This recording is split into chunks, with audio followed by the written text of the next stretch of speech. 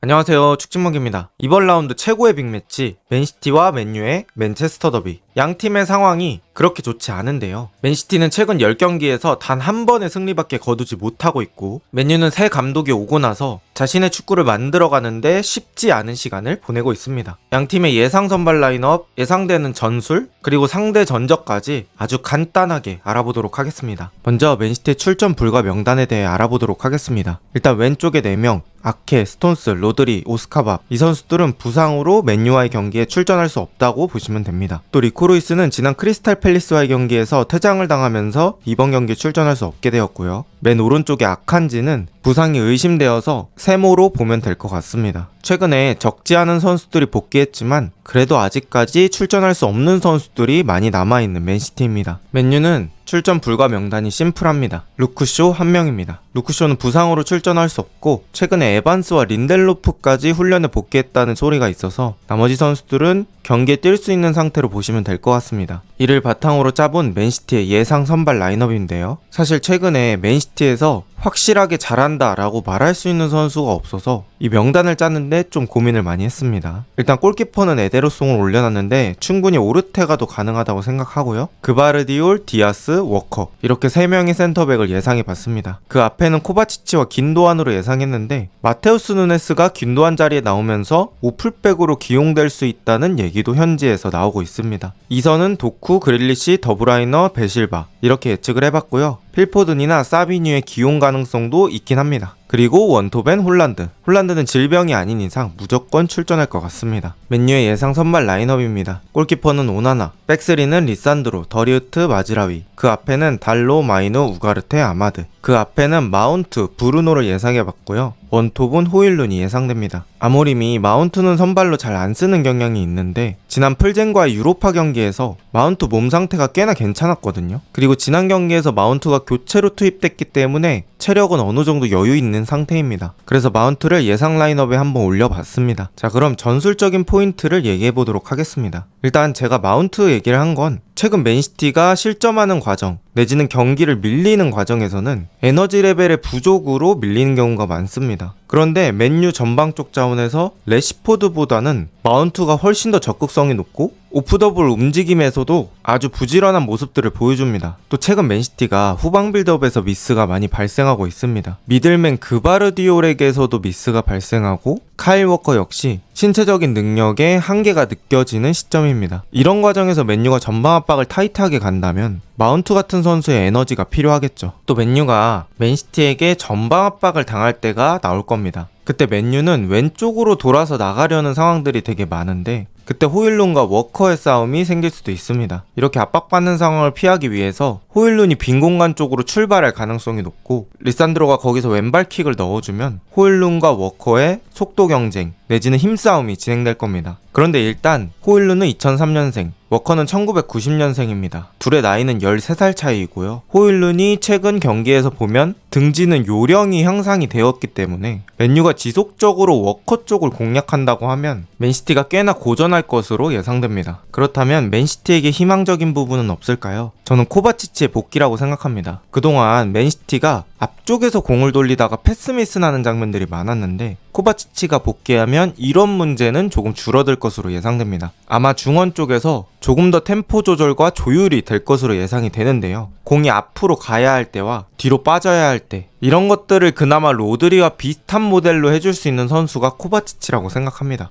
최근 맨시티는 지금 보여드리는 그림처럼 뒷공간을 노출해서 실점하는 장면이 매우 많습니다. 하지만 맨시티는 기본적으로 많은 선수들이 위쪽에서 공을 돌리면서 플레이하기 때문에 뒷공간이 많이 생길 수밖에 없는 구조입니다. 그렇다면 이런 위험성을 줄이려면 어떻게 해야 할까요? 너무 당연한 얘기지만 맨시티가 좋아하는 이렇게 눌러놓는 상태를 최대한 오래 지속해야 합니다. 이게 맨시티의 최선의 수비 방법이기 때문입니다. 맨시티 홈이니만큼 확실하게 눌러놓고 최대한 오랫동안 소유권을 유지하면서 역습을 당하지 않는 상황을 만드는 게 제일 중요할 것 같습니다. 쉽게 말해서 과감한 공격보다는 소유에 더 집중하는 게 맨시티에겐 더 유리한 게임 양상이 아닐까 싶습니다. 다르게 바꿔 말하면 맨유는 서로 역습과 역습이 난무하는 그런 고템포의 게임을 만들수록 유리해질 것 같습니다. 또 아마드 같은 컨디션 좋은 윙어가 있기 때문에 역습이 많을수록 유리하죠. 그리고 역습과 역습이 난무하면서 서로의 체력을 소진시키는 체력전의 양상으로 끌고 갈수록 더 좋을 것 같습니다. 확실히 양 팀의 경기를 보면 맨시티에 비해서 맨유가 에너지 레벨이 더 살아있고요. 맨시티는 더브라이너, 워커, 긴도안, 베실바, 코바치치 다 30살이 넘은 선수들이라 에너지 싸움으로 가면 맨유가 유리해질 수밖에 없습니다. 또 맨시티 교체 자원들의 클러치 능력 역시 맨시티답지 않습니다. 클러치 능력이란 상황을 바꿀 수 있는 능력이라고 생각하시면 편한데요. 포든이 당장 지난 시즌 맨더비에서 엄청난 중거리 슛 득점을 했죠. 하지만 이번 시즌에 그 포든은 없습니다. 또 사비뉴 역시 이번 시즌 초반에 비해서 돌파도 밋밋하고 득점력도 부족한 모습을 보여주면서 맨시티가 안 풀릴 때 변화를 주기가 어려운 상황입니다. 확실히 맨시티가 요새 전체적으로 안 좋다는 느낌이 듭니다. 자, 이제는 양팀의 상대 전적에 대해 알아보겠습니다. 10-11 시즌부터 현재까지 양팀은 프리미어리그에서 15대 9의 성적을 기록하고 있고요. 맨시티가 꽤 많은 차이로 앞서가고 있습니다. 그런데 의외로 맨시티 홈에선 그 격차가 줄어듭니다. 7대 5가 되고 맨유가 맨시티 홈으로 가더라도 그렇게까진 약하지 않다는 통계가 나옵니다. 그런데 이 범위를 최근으로 좁혀보겠습니다. 그러면 두 팀의 상성이 확실하게 바뀝니다. 최근 7번의 경기에서 맨시티는 맨유를 5번이나 꺾었습니다. 최근엔 거의 압도적이라고 볼 수 있겠고요. 과연 이대로 진행될지 궁금합니다. 슈퍼컴퓨터는 어떻게 예측을 했을까요? 옵타라는 통계업체에서 10,000번의 시뮬레이션을 돌려서 맨시티의 승률이 57%가 나왔습니다.